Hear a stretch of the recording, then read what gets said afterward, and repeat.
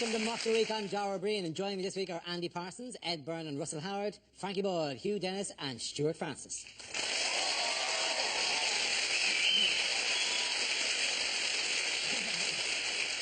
We start with a round called Headliners. Here's a picture of former US President Bill Clinton on a surprise visit to North Korea. But what does CSAR stand for? Is it communist suits are rubbish? He looks like he should be sitting on the end of a pencil. Perhaps he is. For the first half hour, Clinton thought that he'd met the janitor. Is it Korea spelt all wrong? Is it cigar salesman and rent boy? It's actually their superhero names. It's Captain Shag and Admiral Rompersuit. Is it Clinton and shag anyone, really?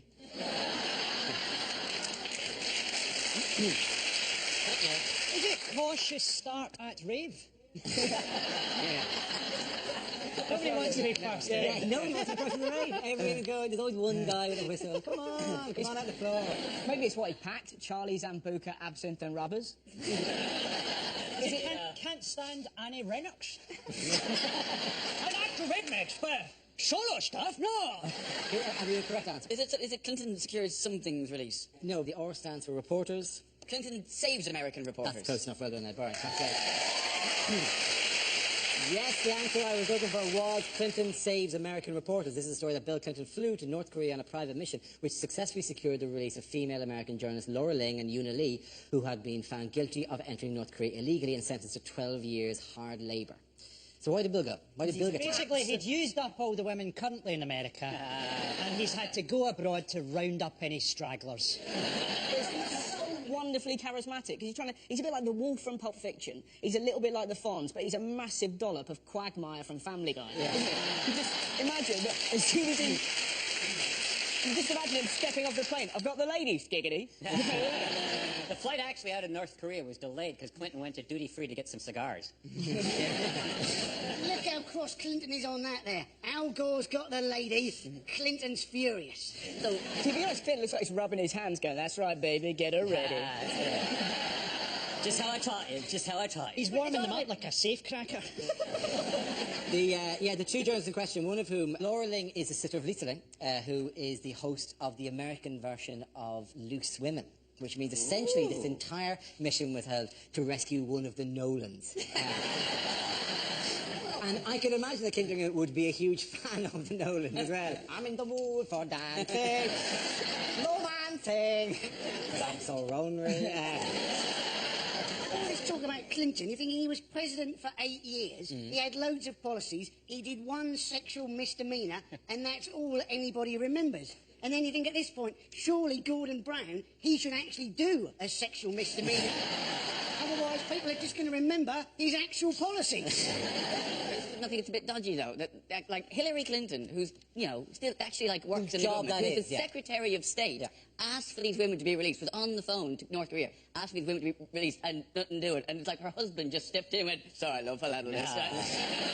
Don't you worry your pretty little head about what I do with those nasty Korean men. You do your secretary job. Apparently, as a president, he's got to be called Mr. President forever, which has got to be particularly annoying for Hillary. Oh, I'm so sad I didn't get the nomination. I'm so sad I didn't get the nomination, Mr. President.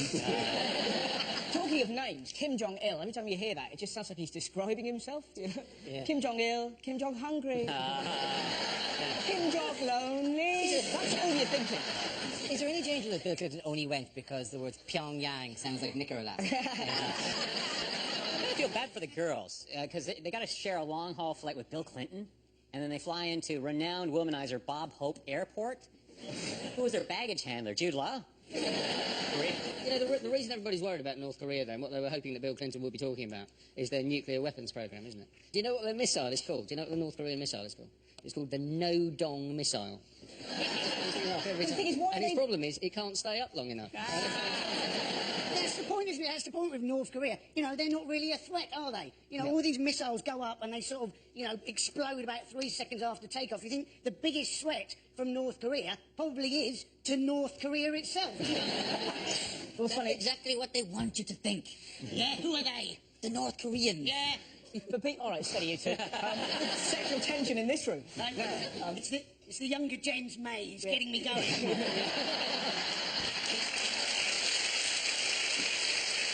As a dictator, he's not going to have understood Clinton and all this sort of stuff that he's got to put up with. What's that, Clinton? You nearly got impeached for having a blowjob? I'm having a blowjob right now. I've got a tiny gymnast in my trouser legs. It's a very good thing that Berlusconi and Clinton never surfed at the same time, because they'll be holding the G8 in places like Spearmint Rhino, wouldn't they? Why, by the way, while we're on American politics, why is there controversy at the moment over Barack This is Obama? unbelievable. Barack Obama is trying to get free healthcare for 46 million people in America, and this has made him unpopular in America, which is incredible, isn't it? But really, those 46 million people are all dicks. Well, Ed's become a Republican. Disaster for Obama, exactly, is it? Because he's got an approval rating of 50%. Yes. Gordon Brown would kill for an approval rating of 50%. If Gordon Brown discovered a cure for cancer, actually baked everybody individually a cake and discovered oil under his own house, he would still have a popularity rating on a par with Gary Glitter. It is generally a case that they think that Brown, as we were discussing, can do nothing, right? I mean, Brown is currently in the Lake District. At some stage during his holiday, he will find a chain and go, oh, what is this? Pull it. And the Lake District will drain out. How lucky he is. Right? Yeah, I feel sorry for Obama because he's still got to fight the innate racism of Americans, hasn't he? I mean, do you see his first speech when he got made president and they put all that bulletproof glass up in front of him? I think that shows you how racist America still is. Just because he's black doesn't mean he's going to shoot anybody. Basically, Obama's got in, he's had a look at the economy, he's had a look at what his general public are actually like, and he's got a new slogan, turns out we can't. Bring it back to here, actually. Who's running the country at the moment? Mandelson, Peter Mandelson, Darth Mandelson. Yes. Do you know what nobody ever says about him? He's gay, and he's a lord. He's a gay lord. It's all there. To be honest. He's been running the country, but he's been in Corfu, then we're getting handed over to Alistair Darling, to Jack Straw. We're like the school hamster. I wouldn't be surprised if Alistair Darling leaves our gate open and we're found dead under a bookcase. Basically, we're 2 car crashes and a vomiting virus away from Andy Townsend running the country. Hi, I'm Andy Townsend. I've got the vomiting virus, so I'm handing over to Chris Akabusi. Nobody's running the country. And the papers have roughly the same tone you have, which is, nobody's running the country. As if the country is heading towards rocks, and somebody has to steer it away. In the last month, right, the FTSE has gone up 10% since they all went on holiday. The weather is better, and the football starts at the weekend. So, frankly, I think it's working out fine without them in charge. Hey, get rid of them all, kill them all, install the clangers, at least we'll get soup. There was some beautiful photos of Mandelson on holiday that were just so lovely. Proper British man red. Did you see any of those? He looked like he'd been left on a George Foreman grill. And some of the photos of him as well, the clothes he's wearing, he looked like he'd just been fried and then just flung into Matalan. You just see him sort of walking along like that. It's some of the Not only did he go to Corfu, on his way home he stopped off for 2 days to visit his parents in Mordor. How terrifying would it be for Mandelson to stay in your house? Have you seen Peter today? No, I don't know. He dematerialised and then fled into the air vents. I think if you want him to appear, you have to stamp twice and say his real name. When Manson leaves, there's a small woman come into your house and go, the house is clean. Imagine him turning up at your holiday. Imagine seeing Mandelson in the beach. There's people on the banana boat look like they're having a good time. Have them assassinated. Then bring me an enormous vibrating egg. The reason, basically, that he's running the country is because Parliament's on holiday. The politicians have got an 82-day holiday. Now, that should be plenty of time, you'd have thought, to clean their own moat and work out exactly which house they, in fact, lived in. At the end of that round, the points go to Russell out of Andy. Now we play a round called Excess Baggage. This game involves Ed, Stuart, Andy and Russell, so if you could make your way to the performance area, please. This is where we test our performers' stand-up skills. We spin our news generator, it settles on a topic, and anyone can volunteer jokes about the chosen subject. The winners are the people I judge to produce the funniest stuff. OK, here we go. Let's spin the wheel. The first topic is global warming. Who wants to come in on that? Andy Parsons. Sheryl Crow, she's gone into the debate. She wants us to save natural resources by apparently using only one sheet of toilet paper per visit. Now, let's face it, sometimes that's just not feasible, is it? But ever since I found that out, part of me's there thinking each time I use more than one sheet, I've let Sheryl Crow down. And part of me's thinking, oh, I'd never want to go out with Sheryl Crow. She's a toilet paper Nazi. And half the time, she's probably got a dirty arse. Thank you very much, Andy Parsons. OK, let's spin the wheel again. The subject is celebrity. Who wants to come in on that? I'll take that. Yes. No, I'll take celebrity because, you know, I suppose, kind of, I'm a celebrity. You know, I've got the sort of, I'm on telly occasionally. I'm on it right now. So that's fair enough. You know, but I'm not like famous. I've got a sort of halfway house. I'm not like household name, but I'm not nobody. I'm sort of like that bloke. What's his name? You know, and people say, oh, so I let Ed Byrne on telly, and the other person will go, who? You go, oh, you know, the Irish guy, comedian. What, the big guy with the bald head? No, not that bloke. And really, you got that sort of in-between thing, because, you know, I'll tell you what I get a lot, particularly in England, is I get people coming up to me to tell me that they don't know who I am.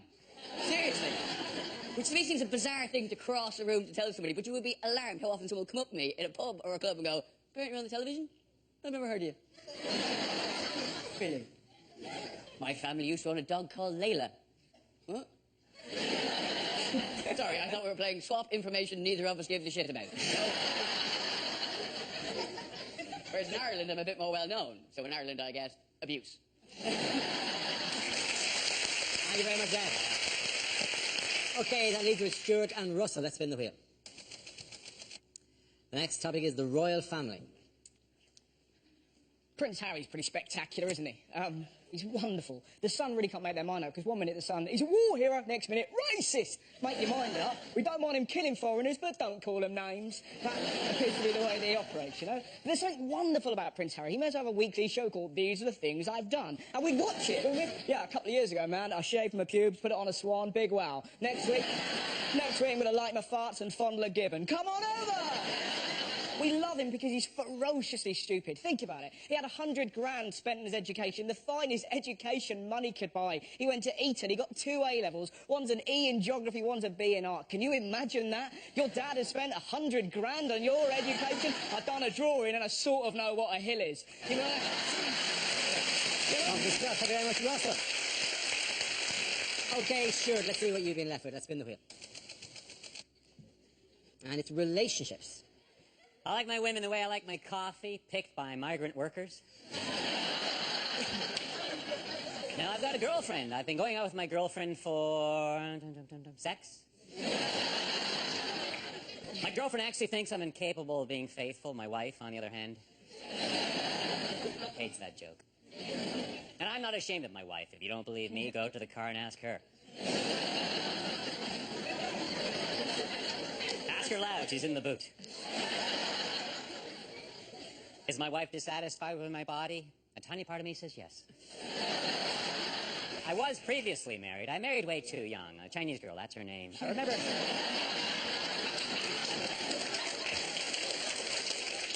Way too young was so beautiful. Fab Cook, too. That was her cousin. She was hot, too. It was a good-looking family. It's thought that most men's sexual fantasy is to be involved in a threesome. And I thought it was mine until recently. I was involved in a threesome. And I'll be honest with you, my friends, I didn't like it. Halfway through, I stopped and said, listen, Rick, Jim... Well done, ladies and gentlemen, and the points to Ed and Stuart!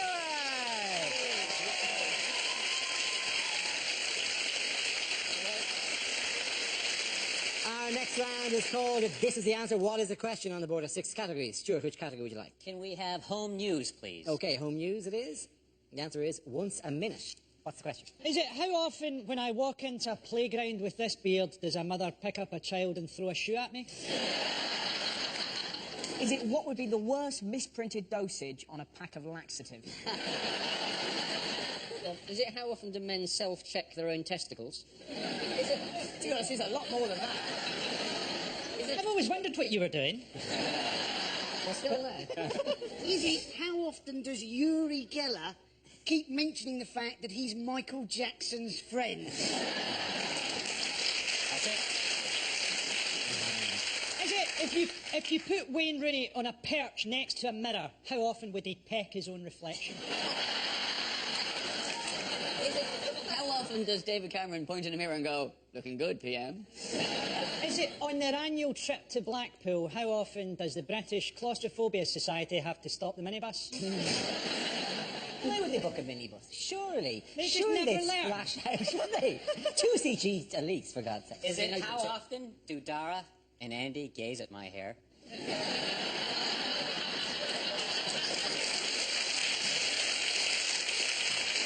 How often does the average iPhone user take it out and fiddle with the poxy tape? Very good. That's really good. I think I'm going to tweet that. And I'm going to have to move on to it. I know the correct answer. Is it, how often does Kerry Katona ovulate? I can't believe you fooled me with the I know the correct answer. Oh, the oldest trick in the book. So I'll give you the actual answer, I think, Yes. is to do with surveillance, isn't It is to do with It's surveillance, how many yes. times is there a request put in for surveillance by a authority or something? That's absolutely, that's close enough, you. I'll give you the exact answer. It's close enough. The actual question specifically I was looking for was, on average, how often do public bodies request access to private phone and email records? This week, a report by the Interception of Communications Commissioner, an actual job, showed that authorities, including councils and police, made over 500,000 requests to access private phone and email records in 2008. That's 1,400 requests a day, an increase of 44% in 2 years ago, although actually not an increase on last year. So who's doing the snooping? Isn't there a dude called the Interception of... The Interception of Communications Commissioner. Imagine his wife trying to have an affair. Is it possible? I bet you she's having an affair with a guy she has to signal to with the lamp. He's out on a rowboat somewhere. He'd come home and go, darling, I'm the Interception of Communications Commissioner. She'd go, move to the secure line. Do you know what it's come to, right? 1 in 78 people are being surveyed in some way by the government. That means that maybe 4 of tonight's audience are being surveyed by the government. Or, to be more realistic, 3 of tonight's audience and me.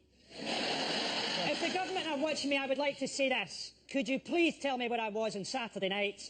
I'd really love those trousers back.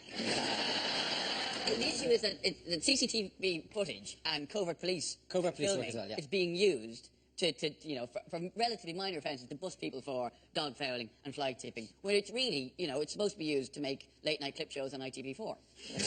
The irony of it, though, is that the person who's really complained about it is Chris Hume of the Liberal Democrats. Yeah. He must be so pissed off because there are thousands of cameras anywhere and still no one knows who he is. To be honest, Hoon said the government forgets that George Orwell's 1984 was a warning and not a blueprint. To be honest, you wouldn't even get away with that sentence in your GCSE, let alone as a grown-up. Animal Farm was an allegory, not an actual description of a farm. Money, aren't they? They're offering money for you to report on somebody who's left their rubbish out in the wrong day or something. I think that's a good thing. If they're offering £100 to report on fly tipping, imagine what they're going to pay me to tell them that my next-door neighbour's buried his wife in the garden. Probably more than he paid me to kill her. I'm going to spy on my neighbours and use the money to upgrade my night vision goggles. It genuinely is. It's Waltham Forest Council. Now, admittedly, if you hear Waltham Forest Council, you think of a magical council of elves and owls who gather in the middle of Waltham Forest and go, the squirrels are upset. What shall we do to help them? But no, it's the real place. Waltham Forest Council said it's £100 for the initial information if it leads to an arrest, £150 for a conviction, and £500 if they serve they've staggered it. So basically, you can go to court and go, woo, as people get done for littering, cha-ching at the back of the court. You, aren't they? It's really easy to tell when someone's come into a sum like £100. Yeah. Is that a swatch you're wearing there? Yeah. See, it's a Big Mac and fries you've gone for. It's a great story that they were going to pay kids to spy on antisocial neighbours, which is fantastic, isn't it? An 8-year-old. This is DCI Luke. I've just seen a man draw a cock on a bus stop. I am proceeding on Heelys. Russell, did DC Luke get a good look at this guy who drew the cock? Do you know that we have 20% of the world's CCTV cameras in Britain? You know that? No. Now pretty much the only place you can be sure that nobody's watching you is on Justin Lee Collins' chat show. It doesn't help. It doesn't help anything. Nobody's going to help you if they see you on CCTV. If a gang of teenagers attack you, all it means, CCTV, is that your murder will eventually be narrated by Danny Dyer on Bravo. There was a great story the other day. Did you see this about, apparently they're putting security cameras in wheelie bins to see what people are putting in their bins. And people are outraged, but don't get outraged, just get even, because that implies somebody's watching that. So, like, hire a clown just to sit in there, just with a little note that goes, I bet you hate your job. Just all day until his mind is broken. You can buy a puppet of Oscar the Grouch. Well, I'll do and that. just do that. To be honest, I reckon you could get Les Dennis to do that. I was going to say, the Oscar plan's better because he's known for living in bins, but actually, Les Dennis. It's really funny, though, because when you do other kind of interviews, like I did Gabby Logan the other day, The Show, come on, and she said, yeah, your mate Frankie said that I look like a transvestite, and then you find yourself going, yeah, I'm not his brother. What was really great, for the poor woman, she was flicking through late one night just to see what was on telly. She flicked on the exact moment apparently you went, yeah, she looks like a transvestite. Just at that exact moment. She snapped the remote control at a breadstick in her giant man hands. The end of that round. The point go to Frankie Hughes Stewart. Now we've come to our final quickfire round called Scenes We'd Like to See. This for everyone, so if you can make your way to the performance area, please. I caught ideas for scenarios. We'd love to see the performers come in with their suggestions. OK, here we go. The first subject is bad things to hear at the psychiatrist. I don't want you to think of me as a psychiatrist. I want you to think of me as a mental patient who killed the psychiatrist before you got here. You think you are a potato? On the couch, please. Welcome to your first session of Freudian analysis. What seems to be the penis? Well, you say that you're paranoid, but I have a report here that says you looked very relaxed in the bath this morning. Oh, yes, I can see why you fancy your mother. She's something of a fox. I see you've tried to commit suicide 5 times. Your dad was right. You are useless. You've been coming here for 6 months to talk about your trust issues, but we've been filming you for Britain's nuttiest bastards.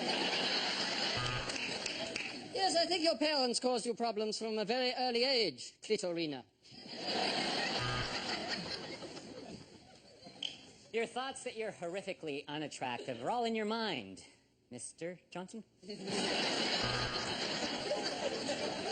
OK, word association. I'm going to say a word, and I want you to say the first thing that pops into your breasts.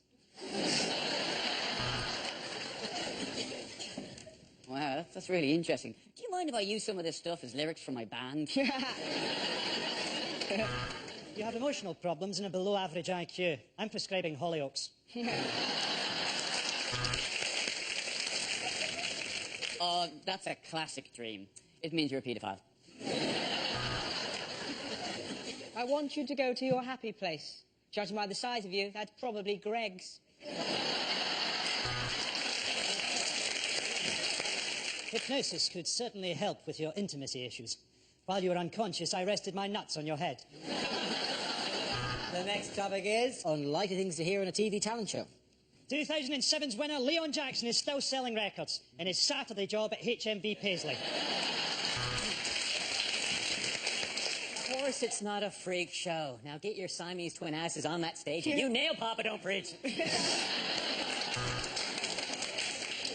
2 crosses lights up and the crowd cheers as Stavros Flatley are crucified in flames. Hello, I'm Rita. I'm 87 and I'm going to do Keep You Up with me boobs. Here we go. Hey! I'm like bloody Ronaldo! Look at me go! Okay, you're right. I don't really have any talent, but I'm kind of cute. I'm kind of an old sister, for God's sake. What a hilarious singing dog Susan Boyle is. Yeah. When you said you were going to saw a woman in half, I thought you were a magician. Oh, my family aren't going to believe it when they see me on TV. They think I'm dead. Hello, I'm I'm Susan Boyle, and I would like to say hello to my brother Frankie.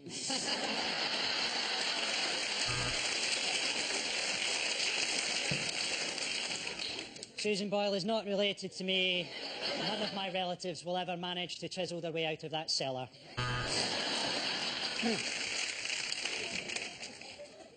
I am an escapologist. Today I have escaped from Broadmoor. Next on ITV4, it's ITV3's coverage of ITV2's making-of documentary about the coverage on ITV4.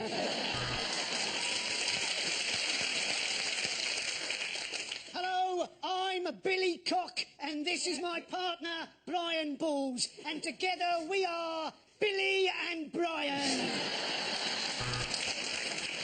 Oh, my magical racist cat. They come over here, they steal our bloody jobs. I'm not having it.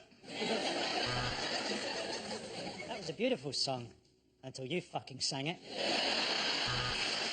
At the end of that round, the points go to Russell, Ed and Andy. That's the end of the show. This week's winners are Andy Parsons, Ed Byrne and Russell Howard. Commiserations to Frankie Boyle, Hugh Dennis and Stuart Francis. Thanks for watching. I'm Dara Breen. Good night. Feel free to laugh and point, but no egg throwing just yet, as Clive Anderson reveals the funny side of politics next here on BBC Two.